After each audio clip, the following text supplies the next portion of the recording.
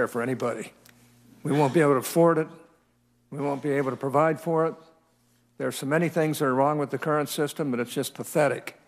And it's gradually eating up the whole doggone federal budget. Now, I've been around here only 40 years, but I'll tell you, I've never had a witness for any position in government who has performed as well as you have, who has an impeccable reputation in medicine and in the Congress. And to be treated like, you know, if you don't agree with some concepts that some of my colleagues do, like there's something wrong with you, is just beyond the pale. Like I say,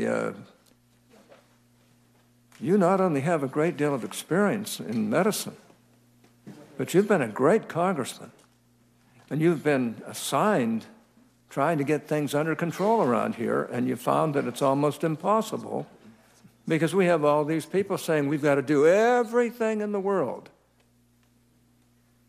We don't care what the costs are. And that's why this country's broke. We've got to find some way of delivering all these health care benefits to people without totally ruining the country so nobody gets any health care benefits, which is where we're headed. I don't know how in the world we can continue to buy off on this liberal claptrap that you don't have to pay the piper. What you've said is we're going to try within this current system to make it work and to cover everybody and to help people, whether they be poor or whether they be rich. Now, I don't know if you can say much more than that, but I get a kick out of how many of these people are constantly blathering about we got to do everything for everybody when we know we're $20 trillion in debt. And this money doesn't grow on trees. And yet every one of us wants to make sure health care works. Every one of us wants to make sure every deserving person in our society is cared for. And I say that as a person who, over the last 40 years, almost every health care bill that works has my name on it, starting with the orphan drug bill. How about Hatch-Waxman that created the modern generic drug industry, and name it all. The fact of the matter is that you've been very forthright, very honest, and you've indicated that in spite of all the problems of trying to fund health care and all the problems around health care, you're going to do your doggone level best to make sure health care is delivered to our American people. You know, I wonder how many of my colleagues on the other side are going to vote for you. And if they don't, it kind of says something about what's happening in this country. I want to thank you for being here today. You know, I don't think you ducked any questions. You answered them forthrightly. They might not have pleased the individual senators, but you did. Now, I look forward to Dr. Price being confirmed and assuming his position so he can begin working with us here in Congress to improve the nation's health, the whole health care system, and to ensure that taxpayer dollars are used efficiently and effectively. Now, we owe that to the dedicated taxpayers and citizens of this great country. And to that end, several groups and individuals have submitted letters of support for Dr. Price.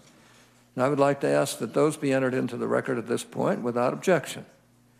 In closing, this committee takes its responsibilities very seriously. As you can see, this is a very intelligent committee. We have a lot of really great people on both sides on this committee, and they're serious about what goes on. But that's why we have such a thorough review process for nominees. This is why the committee is following and will continue to follow our longstanding process in the future. Now, I would ask that any written questions for the record be submitted by 8 p.m. tonight, which is 2 hours more than what the Democrats gave us. This is a timeline that is consistent with the committee's consideration of previous nominees for HHS Secretary. Now, and that's a direct quote, by the way. Now, I want to thank you and your family for sitting through this and for answering these questions. I think the best that I've ever heard them answered. And understanding that there aren't some answers to some of these problems. And I just want to personally thank you. My gosh, you could have such a great life. without doing this kind of stuff. And you're willing to give your life in working for the American people and in trying to do what really needs to be done in the area of health care. And I want to commend you for it, because I just don't think there's a justifiable reason to vote against you. Thank you, sir. Well, with that... Mr. Chairman, just a unanimous consent request. Yes, sir.